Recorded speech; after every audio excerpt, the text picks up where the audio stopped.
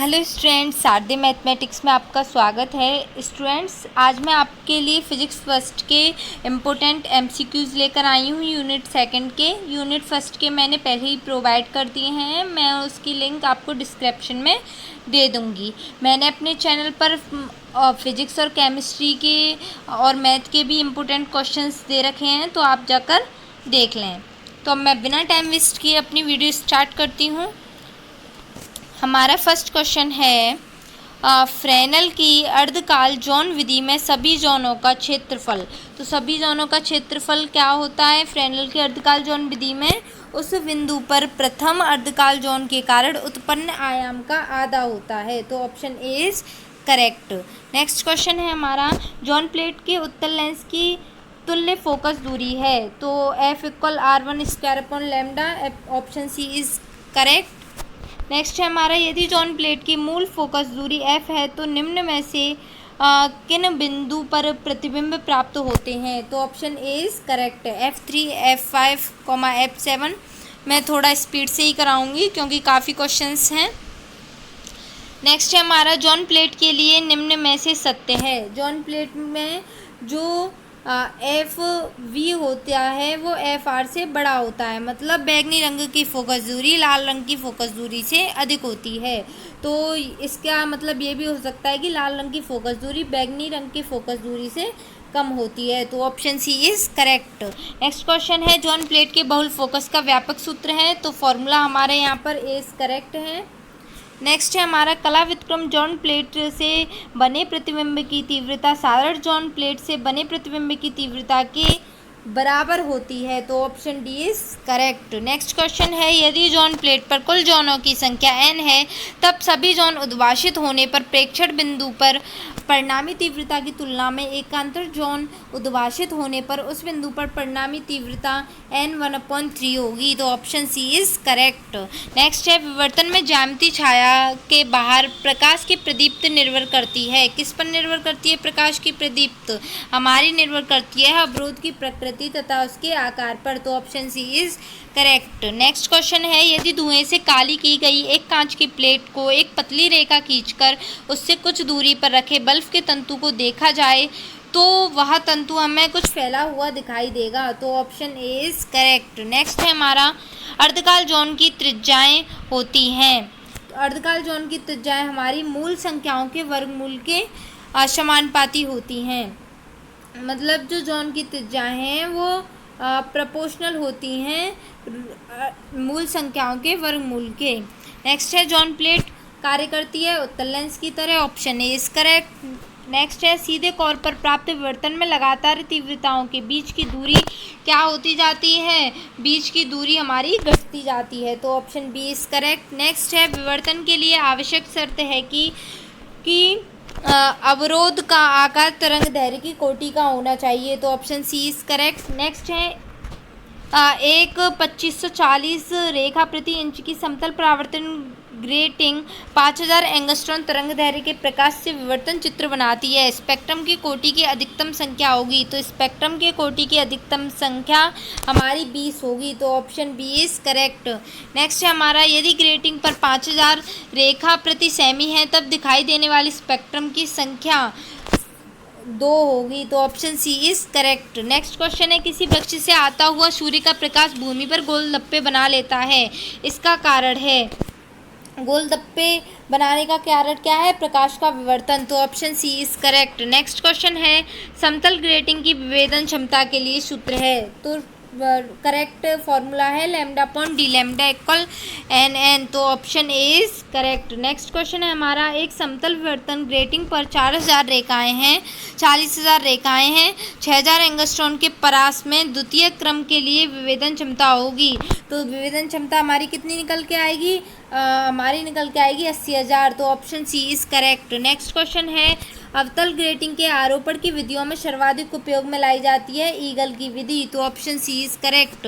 Next है हमारा, एक ग्रेटिंग पर 50,000 रेखाएं प्रति सेमी है, इसकी सहायता से माप की जा सकने वाली अधिकतम तरंग दैर्घ्य है। तो कितनी अधिकतम तरंग दैर्घ्य होगी? 2000 एंगस्ट्रॉन। तो option D is correct. Next question है, यदि आपके पास एक पतला रूमाल रखकर कुछ मीटर दूर रखे छिद्र से आने वाले प्रकाश को देखा जाए तो हमें अनेक छिद्र दिखाई देंगे। Option D is correct. Next है फ्रेनेल की अर्धकाल ज़ोन विधि में ज़ोनों का क्रम बढ़ने पर उनकी चौड़ाई घटती जाती है, तो option A is correct. Next है हमारा एक ज़ोन प्लेट को लैम्डा 6000 एंगस्ट्रॉन के लिए फोकस दूरी 50 सेमी है। तरंगदैर्घ्य लैम्डा इक्वल 5000 एंगस्ट्रॉन के लिए इसकी फोकस दूरी बतानी है। तो यहाँ पर हम फॉर्मूला अप्लाई करेंगे, F1 lambda 1 equal F2 lambda 2। तो यहाँ पर F2 लैम्डा 2, तो यहाँ पर F1 हमारा 50 सेमी है, ये हमारा लैम्डा 1 है, ये हमारा लैम्डा 2 है। ये फॉर्मूला अप्लाई करके यहाँ पर हमारा F2 निकल जाएगा और आंसर निकल के आएगा 60 सेमी। Option C is correct. Next है हमारा, यदि एक संकीर्ण वृत्तीय धारक द्वारा विवर्तन से स्रोत या प्रेक्षण बिंदु द्वारक में इतनी दूर है कि संपूर्ण द्वारक द्वारा केवल 2 अर्धकाल ज़ोन उद्भाषित होते हैं, तो प्रेक्षण बिंदु पर परिणामी आयाम हमारा 0 होगा। तो option D is correct. Grimaldi का प्रयोग निम्न में से किस घटना को प्रदर्शित करता है? तो ग्रिमाल्डी का प्रयोग हमारा विवर्तन की घटना को प्रदर्शित करता है। नेक्स्ट क्वेश्चन है, विवर्तन व व्यतिकरण में अंतर है। तो ये सारी ऑप्शन करेक्ट हैं, तो उपयुक्त में से सभी आप इन सारे ऑप्शन को पढ़ लीजिए। नेक्स्ट है हमारा, फ्रेनेल की अर्धकाल ज़ोन विधि में सभी ज़ोनों का क्षेत्रफल लगभग समान होता है। Option B is correct. Next है, रेजुरेक विवर्तन में लगातार उच्च क्रम के उच्चिष्टों के बीच अंतराल क्या होता जाता है? घटता जाता है। तो option B is correct. Next है हमारा, फ्रेनेल विवर्तन में संपूर्ण तरंगाग्र के कारण उसके सम्मुख किसी बिंदु पर परिणामी आयाम प्रथम अर्धावृत्ति कटिबंध के कारण उत्पन्न आयाम का ठीक आधा होता है। तो option A is correct. Next है हमारा, यदि किसी ज़ोन प्लेट में विषम कटिबंध पारदर्शी तथा सम कटिबंध अपारदर्शी रखे जाएं, तो यह प्लेट हमारी धन ज़ोन प्लेट कहलाती है। नेक्स्ट है हमारा, ग्रेटिंग द्वारा प्राप्त स्पेक्ट्रमों की अधिकतम संख्या का सूत्र है E+D/λ। नेक्स्ट है, एन स्लिट विवर्तन में मुख्य उच्चिष्ट की तीव्रता एक एकल स्लिट की तुलना में होती है, तो n² गुना होती है। Option D is correct. Next है हमारा, प्रथम एवं तृतीय अर्धावृत्ति ज़ोनों के मध्य कलांतर होता है, तो 0 होता है। Option C is correct. Next है, निम्न में से कौन सा तरंग का विवर्तन सर्वाधिक स्पष्ट होगा? रेडियो तरंग का, तो इसका सी है। नेक्स्ट है, सोडियम प्रकाश की 2 पीली रेखाओं की तरंगदैर्घ्य 589 नैनोमीटर तथा 589.6 नैनोमीटर है। इन रेखाओं को प्रथम कोटि में विभेदित करने के लिए ग्रेटिंग की विभेदन क्षमता होगी। तो ग्रेटिंग की विभेदन क्षमता कितनी होगी? हमारा आंसर निकल के आएगा option B is correct, 982। Next है हमारा, 2.54 सेमी व्यास वाले अभिदृश्यक के दूरदर्शी की तरंगदैर्घ्य 6000 एंगस्ट्रॉन के प्रकाश में विभेदन सीमा होती है। तो यहाँ पर हमारा फॉर्मूला लगेगा 1.22 λ/d। तो ये d व्यास है और ये हमारा लैम्डा दे रखा है, लगा कर देखना, आपका इसका आंसर निकल के आएगा। Option A is correct. Next है हमारा, प्रकाश का विवर्तन दिखाई देने के लिए अवरोध का आकार होता है। अवरोध का आकार हमारा प्रकाश तरंगदैर्घ्य के तुलनात्मक होना चाहिए। तो option D is correct. Next है, ज़ोन पट्टिका प्रकाश किरणों को फोकस करने हेतु एक सरल उपकरण है विवर्तन द्वारा। तो option C is correct. Next है, फ्राउनहोफर विवर्तन प्राप्त करने के लिए आपतन तरंगाग्र होना चाहिए। कैसा होना चाहिए? समतल होना चाहिए। तो option A is correct. Zone पट्टिका में अर्ध आवर्त ज़ोन का क्षेत्रफल होता है पाई बी लैम्डा। तो option B is correct. Next है, एक ज़ोन प्लेट की फोकस दूरी, तो फोकस दूरी का सूत्र होता है हमारा r(n²/n)λ। नेक्स्ट है, ज़ोन पट्टिका के संबंध में असत्य कथन है। ज़ोन पट्टिका के बहुल फोकस होते हैं, ये तो ठीक है। अगला है, ज़ोन पट्टिका उत्तल लेंस के समान है, उत्तल लेंस की तरह व्यवहार भी करता है। और तीसरा ऑप्शन है, ज़ोन पट्टिका की फोकस दूरी प्रकाश की तरंगदैर्घ्य, एक सेकेंड स्टूडेंट्स रुको, 1 मिनट।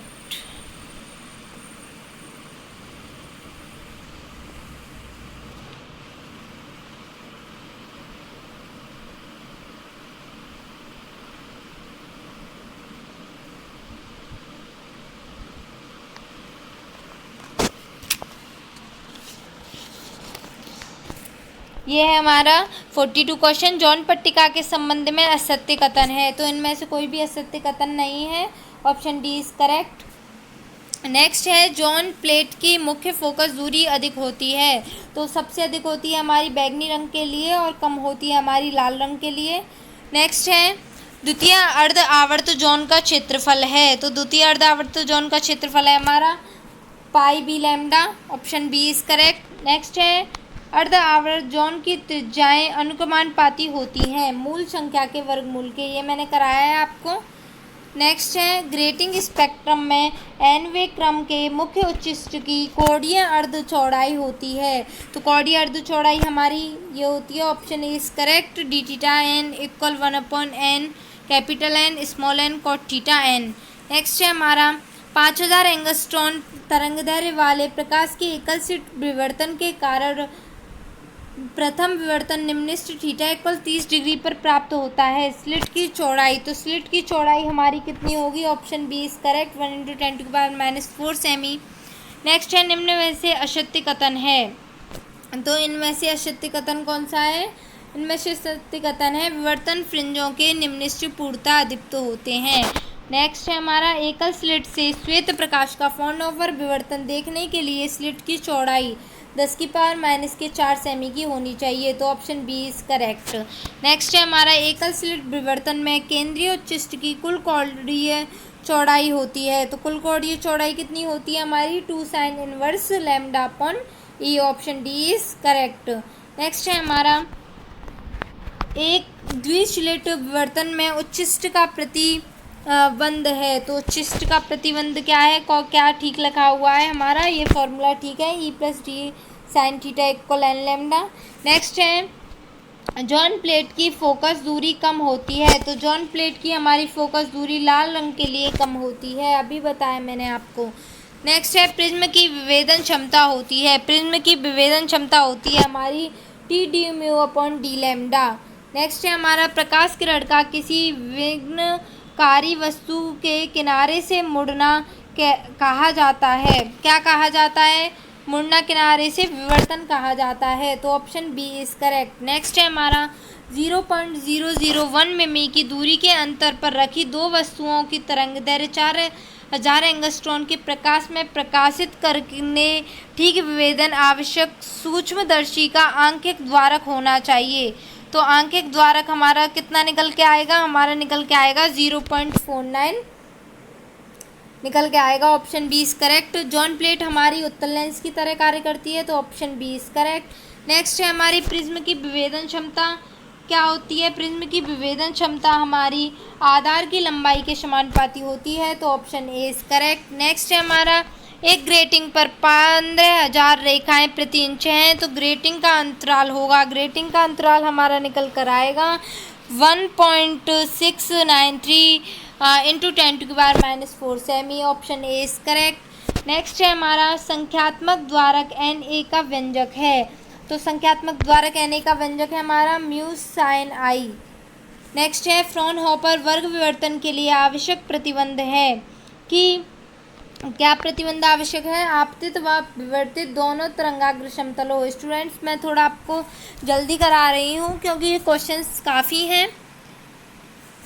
नेक्स्ट है हमारा, विवर्तन की परिघटना को प्रेक्षित करने के लिए द्वारक के व्यास a और प्रकाश की तरंगदैर्घ्य लैम्डा में संबंध होना चाहिए, तो क्या संबंध होना चाहिए? a/λ = 1, तो ये करेक्ट आंसर है। नेक्स्ट है, AM रेडियो तरंगें तथा FM रेडियो तरंगें दोनों ही वैद्युत चुंबकीय तरंगें हैं। AM रेडियो तरंगें ऊंची भवनों द्वारा विवर्तित होकर चारों ओर फैल जाती हैं, जबकि FM रेडियो किरणें नहीं।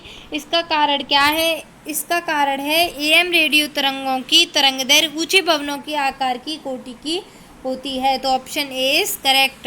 नेक्स्ट है हमारे, एक समतल तरंगाग्र पर दो क्रमांगत अर्धावर्ती जोनों से किसी प्रेक्षण बिंदु की औसत दूरी का अंतर होता है, तो औसत दूरी का अंतर कितना होता है? औसत दूरी का अंतर होता है λ/2। Option B is correct. Next है हमारा, फ्रेनेल विवर्तन में किन्हीं दो क्रमांगत अर्धावर्ती जोनों के मध्य कलांतर होता है, तो अर्धावर्ती जोनों के मध्य कलांतर कितना होता है? पाई, तो option C is correct. Next है हमारा, फ्रेनेल के जॉन अर्धावर्ती इसीलिए कहलाते हैं कि दो क्रमांगत जॉनों के मध्य पथांतर होता है। तो दो क्रमांगत जॉनों के मध्य पथांतर कितना होता है? λ/2 का। तो option B is correct. Next है A1 व A4 क्रमशः प्रथम एवं चौथे अर्धावृत्ति जॉनों के क्षेत्रफल हों तो A1 और A4 का अनुपात हमारा 1:1 होगा। तो option C is correct. Next है हमारा प्रत्येक अर्धावृत्ति जॉन का क्षेत्रफल कितना होता है? 5b lambda. तो option A is correct. Next है यदि n इक्वल 1 2 3 4 क्रमांगत जॉनों की संख्या को प्रदर्शित करता हो तो इन जॉनों का क्षेत्रफल कितना होता है?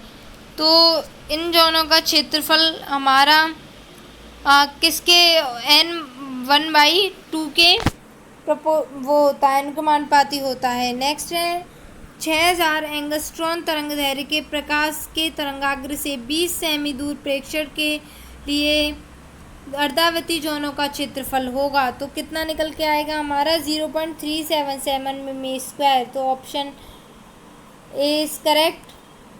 नेक्स्ट है फ्रेनेल के प्रथम एवं चौथे अर्धावृत्ति जॉनों का अनुपात, ये कितना होगा? प्रथम और चौथे का अनुपात 1:2। तो option B is correct. Next है हमारा nवें अर्धावृत्ति जॉन की त्रिज्या का सूत्र है। तो nवें अर्धावृत्ति जॉन का है हमारा nb lambda. Option C is correct. Next है हमारा यदि समतल तरंगाग्र के कारण उसके सामने स्थित किसी बिंदु पर नामी आयाम r हो तो प्रथम अर्धावृत्ति जॉन के कारण उसी बिंदु पर आयाम r1 हो तो r व r1 में संबंध होगा। तो r इक्वल हमारा r1/2 होगा। जो आयाम है वो हमारा आधा होता है और जो हमारी तीव्रता होती है, परिणामी तीव्रता, वो हमारी चौथाई होती है। तो ऑप्शन डी इसका करेक्ट होगा और ऑप्शन सी इसका करेक्ट होगा। नेक्स्ट है हमारा जॉन प्लेट की मूल फोकस दूरी के लिए सूत्र है। तो मूल फोकस दूरी के लिए सूत्र क्या है हमारा है r1 का स्क्वायर/λ। नेक्स्ट है हमारा यदि लाल तथा बैंगनी प्रकाश के लिए जॉन प्लेट की मूल फोकस दूरी fr तथा fv हो तो इनमें से करेक्ट आंसर कौन सा होगा? इनमें से करेक्ट आंसर आपका होगा option C is correct. v हमारा fv बड़ा होना चाहिए, मतलब बैंगनी रंग की फोकस दूरी अधिक होनी चाहिए। तो जॉन प्लेट की फोकस दूरी का सामान्य सूत्र है, ये भी क्वेश्चन मैंने करा दिया है आपको। तो सामान्य सूत्र क्या है? ऑप्शन ए इज करेक्ट, ये फॉर्मूला करेक्ट है। नेक्स्ट है यदि एक जॉन प्लेट पर प्रथम वृत्त की त्रिज्या r हो तो तरंगदैर्घ्य लैम्डा के प्रकाश के लिए इसकी बहुल फोकस दूरियां होती हैं। तो option B is correct, r² r²/3λ।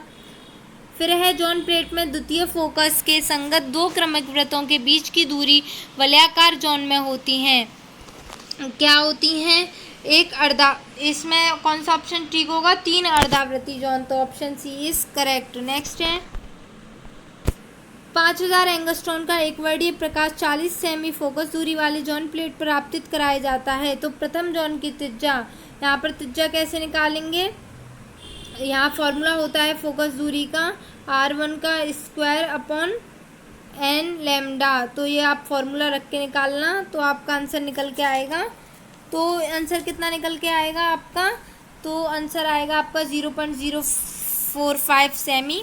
Next है 6000 एंगस्ट्रॉन का एक वर्णीय प्रकाश 30 सेमी फोकस वाली जॉन प्लेट आपतित कराया जाता है। प्रथम जॉन की त्रिज्या, यही फॉर्मूला यहाँ लगेगा।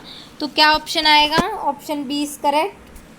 नेक्स्ट है जब एक बिंदु स्रोत से आने वाले प्रकाश के मार्ग में एक छोटा वृत्त द्वारक रख दिया जाता है तो द्वारक के अक्षीय बिंदु का दीप्त अथवा अदीप्त होना निर्भर करता है। किस चीज़ पर निर्भर करता है? द्वारक के आकार तथा द्वारक के पर्दे से दूरी दोनों पर। तो ऑप्शन सी इज करेक्ट। आपतित है पर्दे छिद्र से अधिकतम दूरी पर समायोजित किया जाता है ताकि विवर्तन चित्र का केंद्र प्रथम बार अंधकार में दिखाई दे। छिद्र से जाने वाली जॉनों की संख्या, ऑप्शन बी इज करेक्ट, 2 होगी।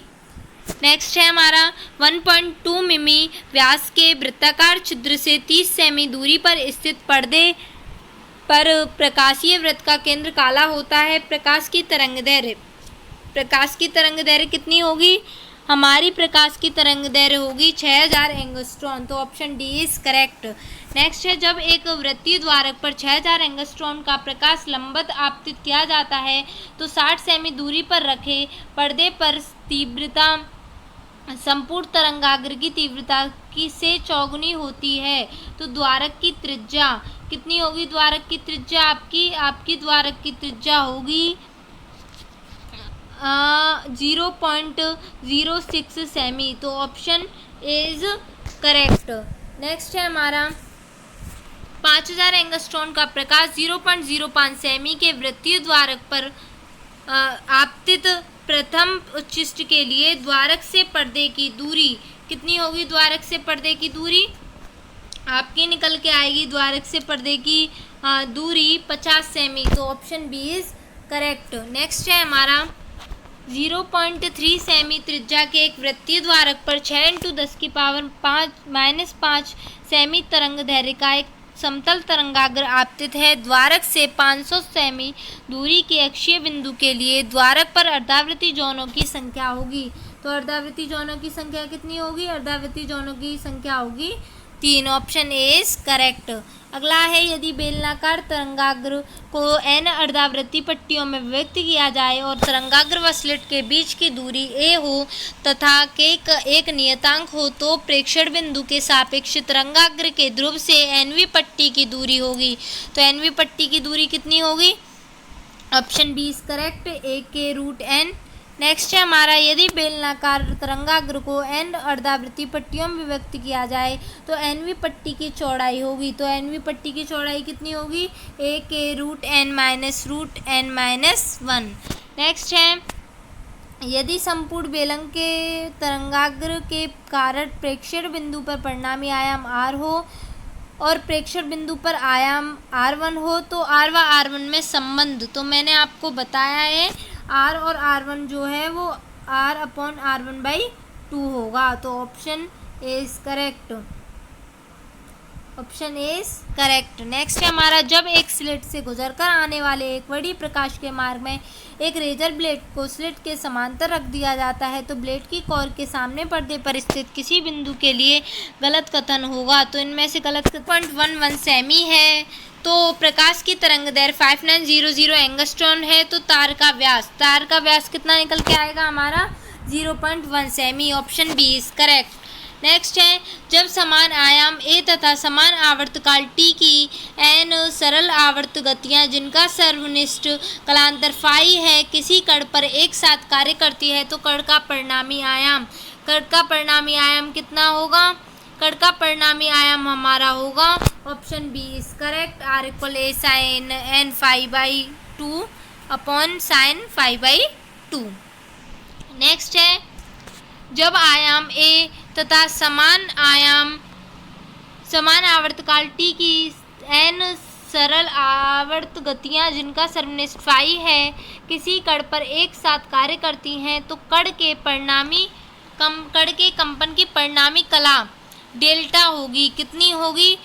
ऑप्शन डी इज करेक्ट, डेल्टा=n-1/φ/2। ठीक है स्टूडेंट्स। नेक्स्ट है हमारा, एक स्लिट से श्वेत प्रकाश का फ़ॉर्नोपर विवर्तन देखा जा सकता है 10⁻⁻⁴ सेमी। नेक्स्ट है हमारा, यदि स्लिट की चौड़ाई e प्रकाश की तरंगदैर्घ्य लैम्डा तथा m प्राकृतिक संख्या हो तो एकल स्लिट विवर्तन में निम्नलिखितों की दिशा प्राप्त की शर्त है। तो इसका option A is correct, sin θ = ±m λ/e। Next question है हमारा,